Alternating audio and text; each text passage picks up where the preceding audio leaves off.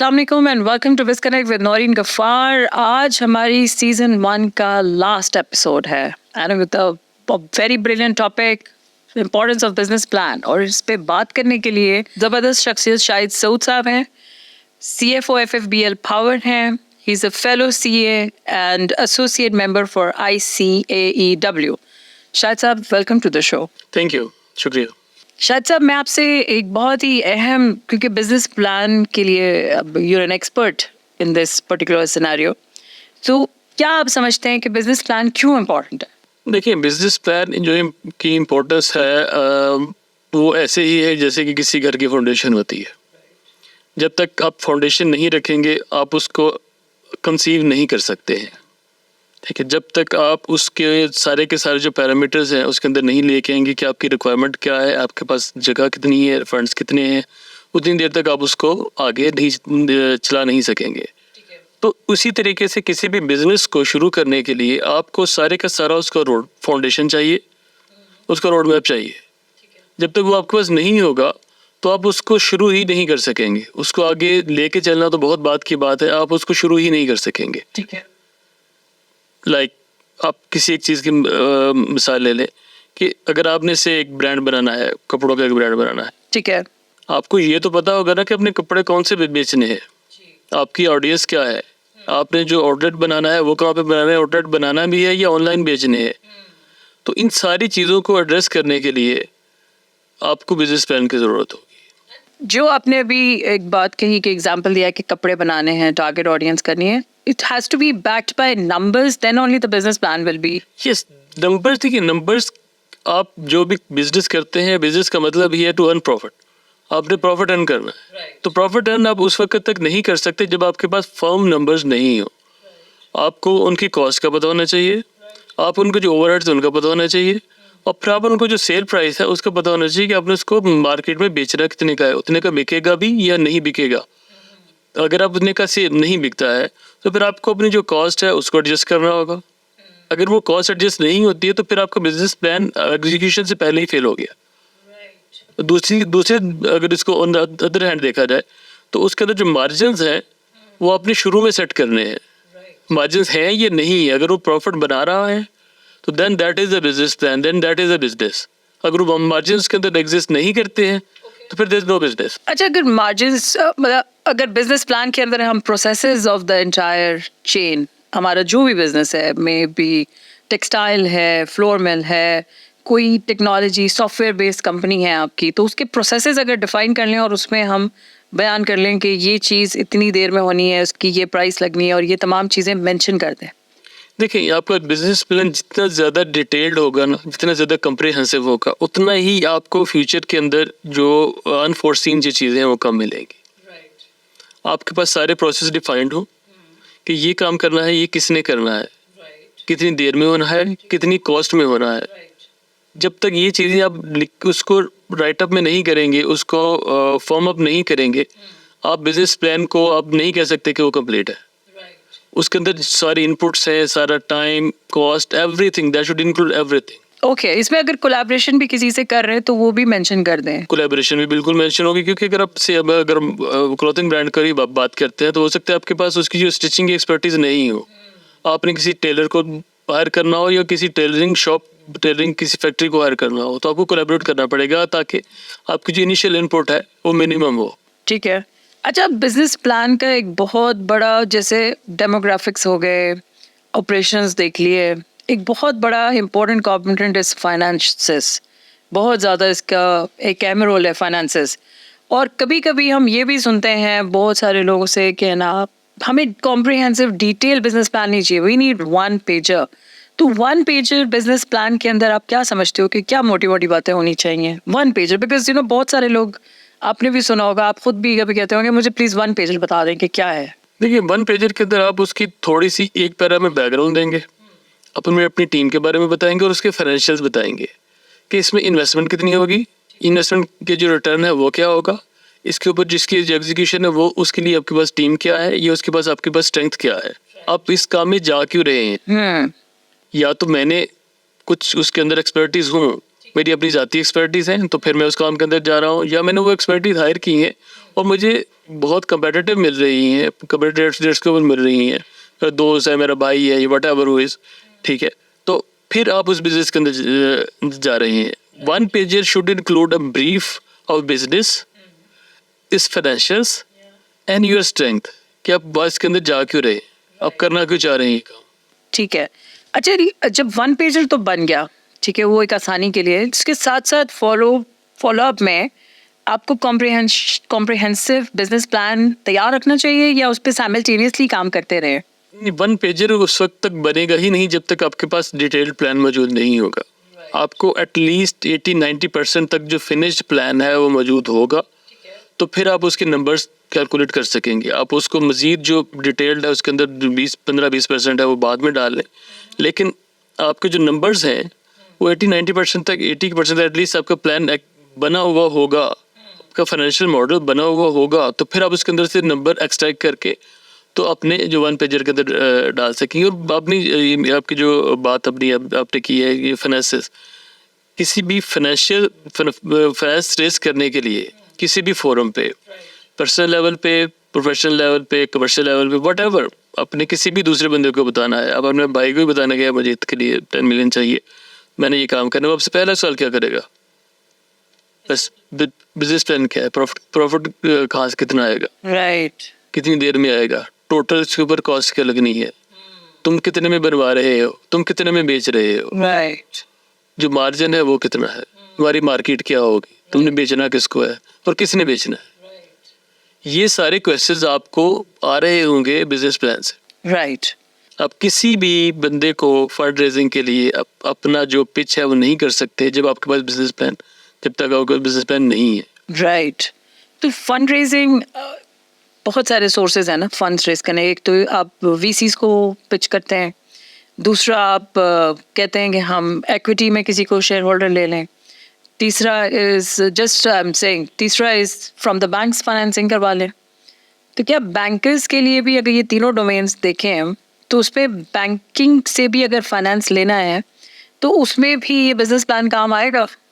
देखिए, तीनों पार्टीज के लिए आपने अब तीनों के अलावा जिस मर्जी का आप जिक्र कर ले, अपने पर्सनल लेवल पर करना है, किसी वेंचर कैपिटल से करना है, किसी आपने बैंक से करना है, किसी से भी करना है, business plan is the key. Business plan आपने जो उसको पहले दिन इंफॉर्मेशन देनी है वो अपने बिजनेस प्लान के अंदर से जो एक्सट्रैक्ट्स हैं वो देने हैं कि भाई इन्वेस्टमेंट इतनी है, रेवेन्यू इतना है, प्रॉफिट इतना है, कैश फ्लो इसकी ये बनेगी, इस तरीके से मंथली एनुअली बेसिस पे इस कैश फ्लो के साथ मैनेज होगा. जब तक वो आपके पास नहीं है you can not access anybody, आप किसी को अप्रोच ही नहीं कर सकेंगे. वो आपके पास, मैंने कुछ जो स्टार्टअप्स हैं उनको रिव्यू किया है, उनके सबसे जो वीक पॉइंट है वो सबसे वीक पॉइंट ही यही है कि उनके पास प्लान, अपना जो एग्जीक्यूशन का तो प्लान बहुत होता है कि अब हम ये चीज़ है, मोबाइल फ़ोन है, उसको जनाब इस तरह से बना लेंगे, ये आइडिया होगा, इसको स्क्रीन बड़ी होगी, कैमरा होगा, ये होगा, ये होगा, लेकिन उनका किसी किस्म का कोई नंबर नहीं होता. राइट. कि ये बनेगा कितने का, किस तरीका उनके पास होगा, लेकिन नंबर उसके पास कोई नहीं होगा. उसकी कॉस्ट क्या आएगी, बेचने कितने का है, प्रॉफिट कितना होगा, ये किसी के पास नहीं होगा. राइट. तो उसके बगैर you can not pitch your business to anybody. वो आप कह लें कि वो एक रफ आइडिया के तौर पर लिया जाएगा और उसको कोई सीरियस भी नहीं लेगा, क्योंकि किसी को पता ही नहीं है, कोई जो आपको ले रहा है बिजनेस आइडिया, जो आपसे जिसको आप दे रहे हैं, उसके पास इतना टाइम नहीं होगा कि वो आपकी जो फिजिबिलिटी बनाना शुरू कर दे. राइट. फिजिबिलिटी आपने बना के देनी है, उसके पास आपकी तरह के हज़ारों आइडियाज़ मौजूद होंगे, वो नए आ रहे होंगे, और किसी की प्रेजेंटेशन जो फिजिबिलिटी की कंप्रिहेंसिव होगी, बेहतर होगी, तो उसको देखेगा. अब फाइनेंसिंग डिसीजन उसके बाद का है. जब तक आपका पहला जो चीज़ है, आपकी जो पहली जो पिच है वही कंप्लीट नहीं होगी, वो उसको देखेगा भी नहीं. Absolutely right. बिकॉज इसी सीरियसनेस को देखते हुए ही आई रिक्वेस्टेड यू कि आप अपना टाइम निकालें, बिकॉज आप ज़्यादातर पावर के अंदर CFO हैं. हम बाकी जो दूसरे वेंचर्स हैं उनको भी देखते रहते हैं साथ साथ, अदर बिजनेस पावर के अलावा भी, लाइक और चीज़ों को भी कंटिन्यूसली देखते रहते हैं अपने मैनेजमेंट को ब्रीफ करने के लिए.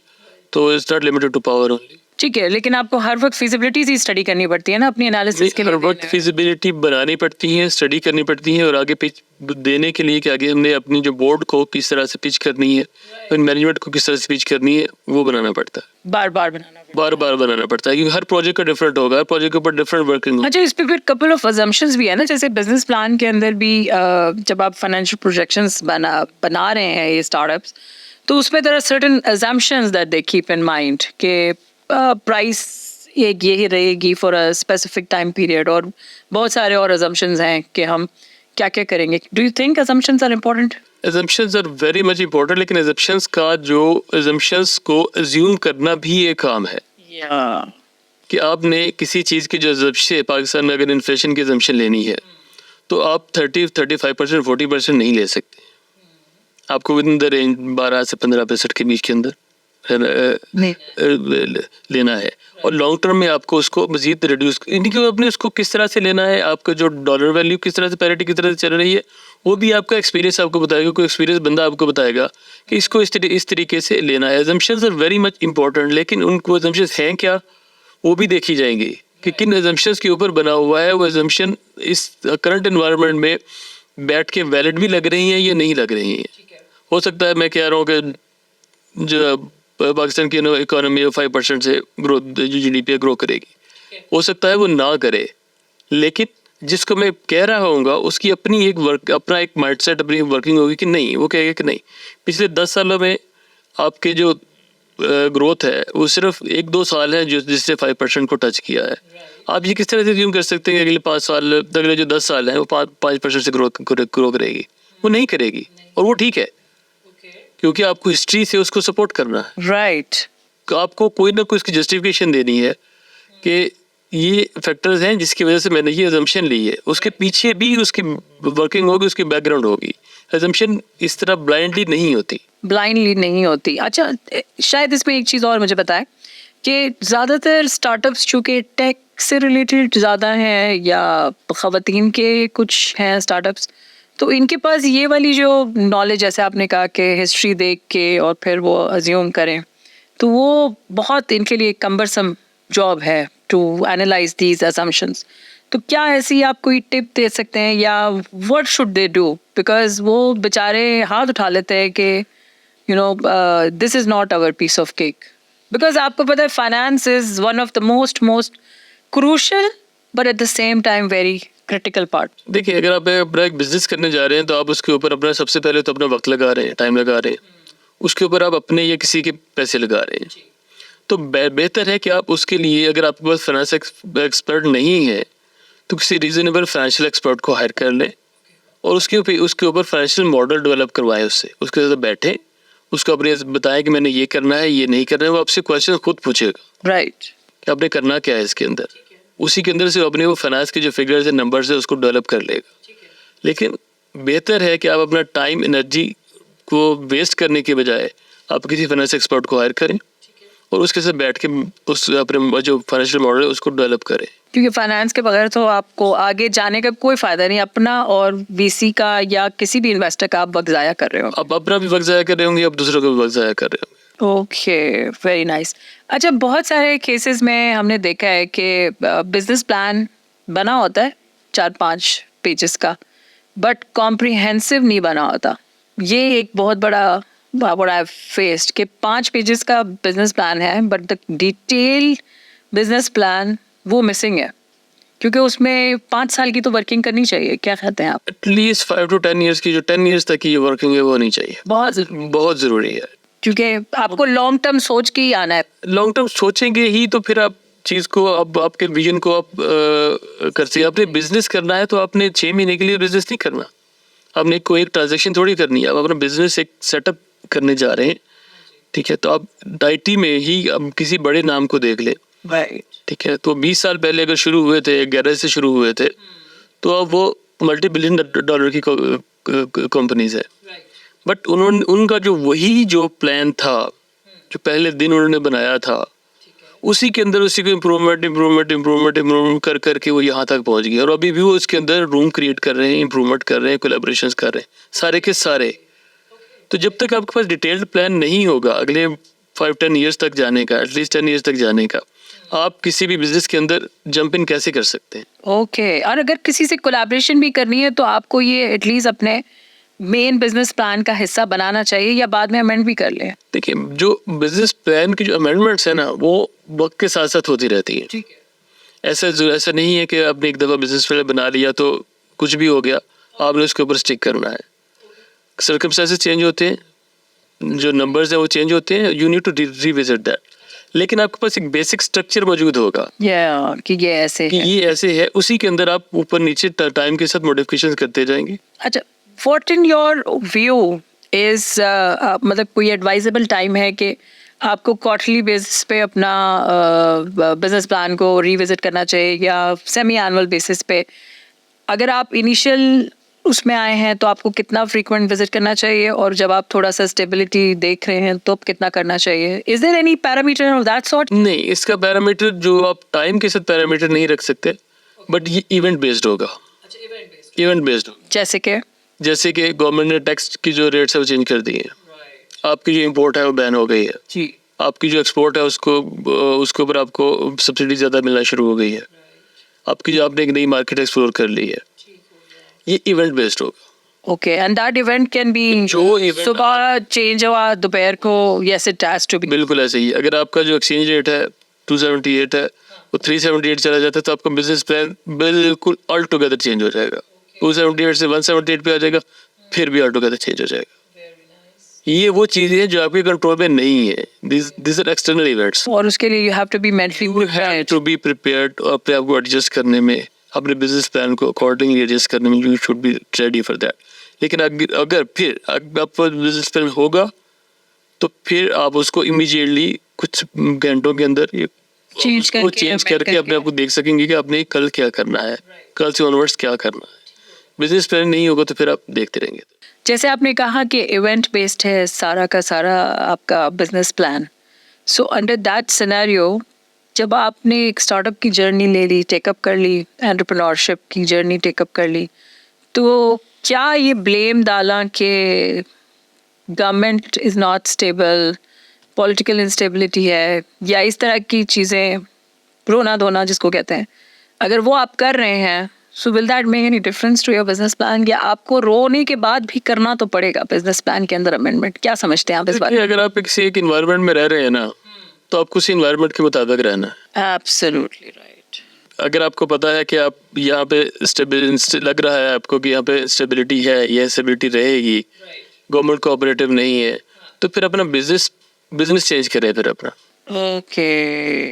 या फिर बिजनेस प्लान को अकॉर्डिंगली अमेंड करें। क्योंकि अगर आप इस चीज़ों के लिए प्रिपेयर्ड नहीं है तो then don't do business, then go for job. Interesting. तो बिजनेस प्लान रिविजिट करना है। हाई रिस्क है, हाई रिवार्ड है।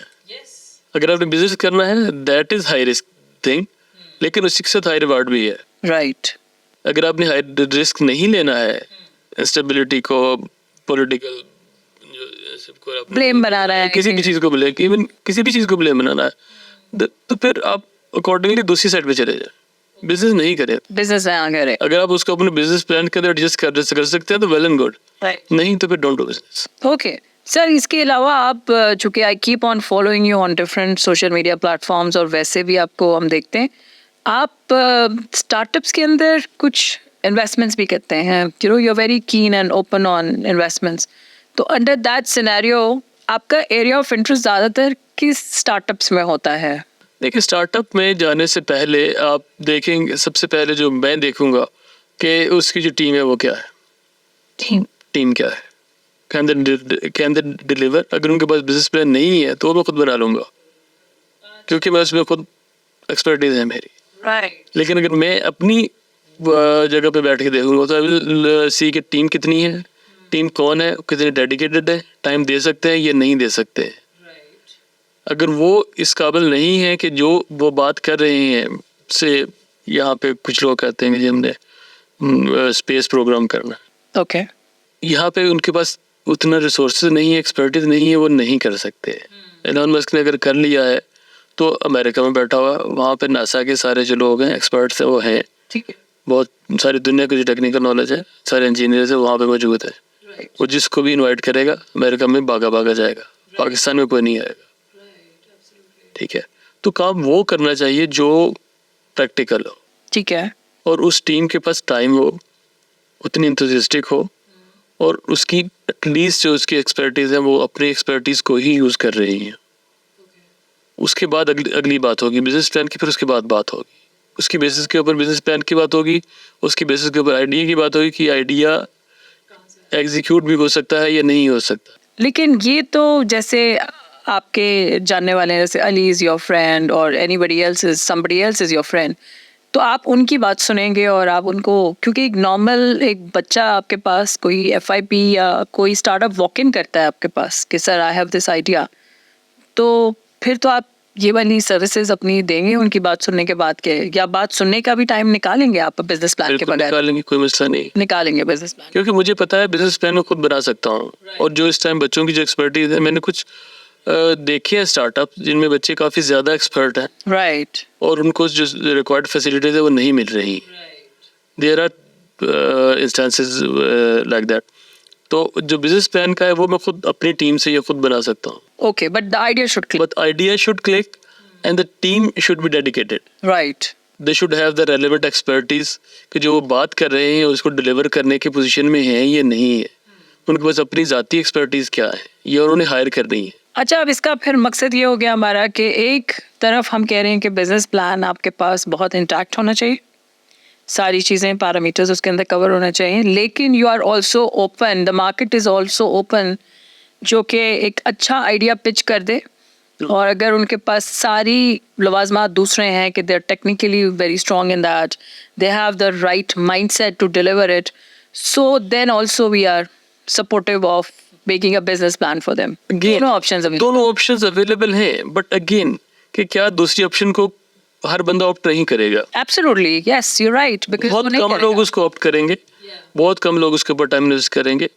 तो बेहतर है कि अब जो पहली ऑप्शन है उसी की तरफ चले जाए। सर, अब मैं आपके ना की पैरामीटर्स आपने बता दिए, मुझे अपने लास्ट थॉट्स आप देंगे कि कोई भी startup if they want to come तो they should keep into mind the importance of business plan, तो उसके की पैरामीटर्स क्या हैं आपका?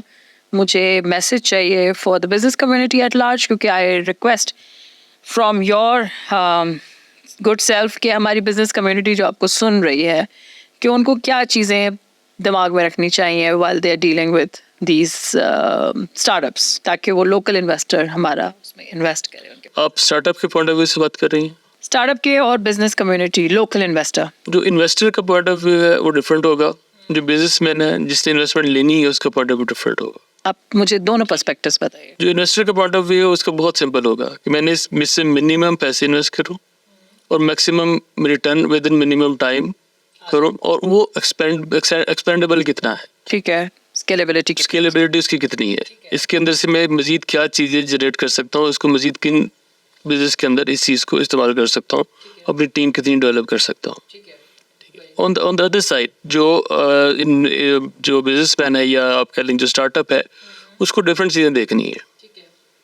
उसको देखनी है कि क्या जो हम बिजनेस प्लान लेके जा रहे हैं, पहली तो बात है कि बिजनेस प्लान हमारे पास मौजूद होना चाहिए, उसके बगैर हम किसी के पास ना जाए।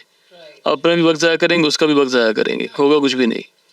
ठीक है, अगर आपने बिजनेस बनाया है तो उसकी वो इतना रीजनेबल हो कि जो बाकी बिजनेसेस हैं, कंपेटिटिव बिजनेसेस हैं, उनसे वो बेहतर रिटर्न दे रहा हो, अगले बंदे के लिए कोई लुक्रेटिव चीज़ उसके अंदर मौजूद हो, स्केलेबिलिटी हो, आप उसके अंदर प्रॉफिटेबिलिटी हो या व्हाटएवर, उसके पे बैक हो, उसके अंदर कोई ऐसी लुक्रेटिव चीज़ मौजूद हो जो अगले बंदे को अट्रैक्ट करे। ठीक है, अगर अगले बंदे को रिस्क फ्री रिटर्न जो अगर बैंक में रह के पैसे 18-20% मिल रहा है तो 18-20% वाले बिजनेस के ऊपर कोई नहीं जाएगा।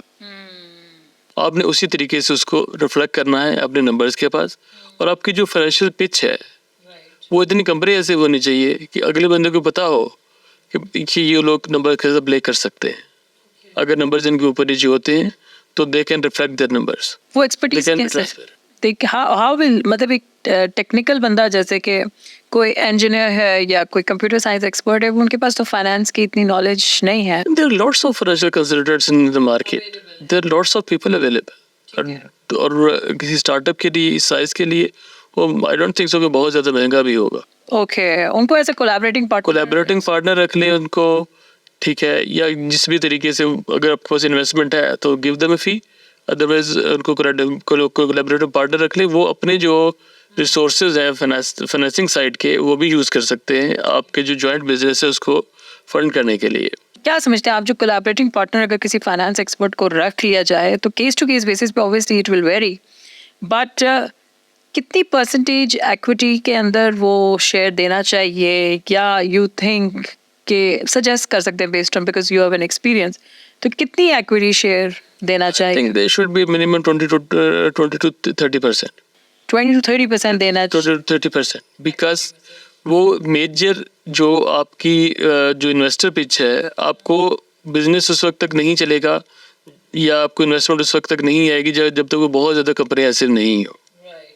ठीक है, कंप्रेहेंसिव होगी। और दूसरा आपने देखना है कि उस बंदे का अपना जो सर्कल है, क्या वो फाइनेंसिंग भी अरेंज कर सकता है या नहीं कर सकता। राइट, क्वाइट पॉसिबल कि आप सिर्फ 25-30% इक्विटी दे रहे हो और फाइनेंसिंग सारी की सारी वो ले आएगा, दैट्स आपको कुछ करना ही नहीं पड़ेगा। राइट। तो एक गुड बिजनेस प्लान के लिए आप अगर फाइनेंस करें तो आपका केस मजीद स्ट्रॉन्ग हो जाता है and your dream can come into reality. Yes, that is very much possible. It has to be documented also everywhere. देखिए, वो तो आपके जो एग्रीमेंट्स हैं वो तो आपने करने हैं, एग्रीमेंट्स आप अपनी टीम के बिटवीन भी करने हैं। अच्छा, ये भी एक बहुत बड़ा मसला होता है, मैं थोड़ा सा आपको एक्सप्लेन कर दूं कि अब जो बिजनेस थोड़ा सा चलने लगता है तो बिजनेस के 3-4 पार्टनर हैं वो जो कि इन चीज़ों के कॉन्ट्रैक्ट्स के आपस में डीलिंग की फाइनेंशियल डीलिंग के एक्सपर्ट नहीं होते हैं, तो वो उनके आपस में डिफरेंसेस पैदा हो जाते हैं छोटी छोटी बातों के ऊपर।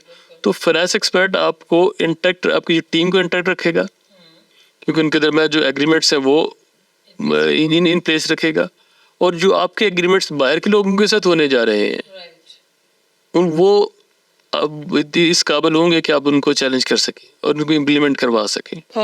अदरवाइज एक इंजीनियर बंदा agreement banana is totally different story, एक फाइनेंस का बंदा एग्रीमेंट बनाना टोटली डिफरेंट स्टोरी, लॉयर का एग्रीमेंट बनाना टोटली डिफरेंट स्टोरी।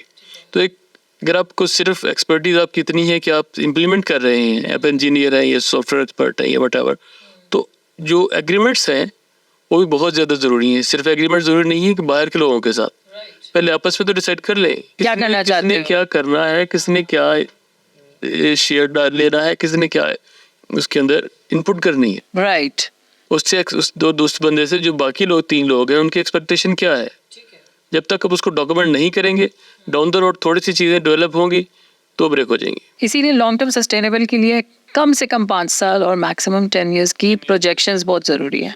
ब्रेनस्टॉर्म करें before going into the market. बिल्कुल, absolutely. Last message for the audience at large. देखिए, normally ये समझा जाता है कि हम जो अपना जो बिजनेस है जो कि हम कर रहे हैं तो हम इसको मैनेज कर लेंगे, इसके फाइनेंस को मैनेज कर लेंगे, हर चीज़ को मैनेज कर लेंगे। लेकिन जो फाइनेंस एक्सपर्ट को हायर करने का आपका जो बेनिफिट होता है, अगर आप उसको 100 रुपीज़ दे रहे हैं तो he will be saving more than 2000 rupees 3000 rupees for you in different fields.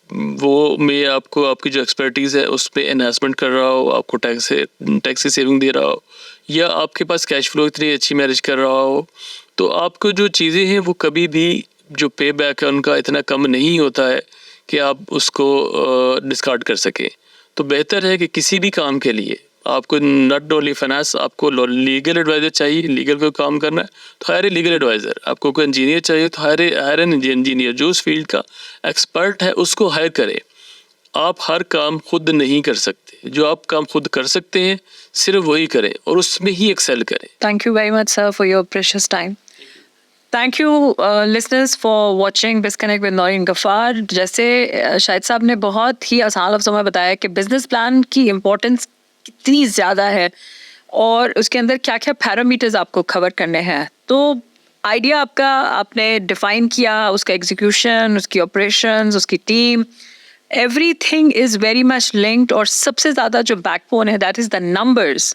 Finance से आप नहीं भाग सकते, फाइनेंस को आपने या तो खुद स्टडी करें, जो कि सर ने बजा फरमाया कि हम नहीं कर सकते हर काम खुद, तो it's better to partner with somebody जो कि फाइनेंस की ग्रिप हो उनकी और वो आपको बहुत सारे मेजर लॉसेस से बचा सकता है। So it's better to have a collaborating approach and बांटने में बरकत है। That's what we have understood from the entire conversation and this was the last episode for season 1.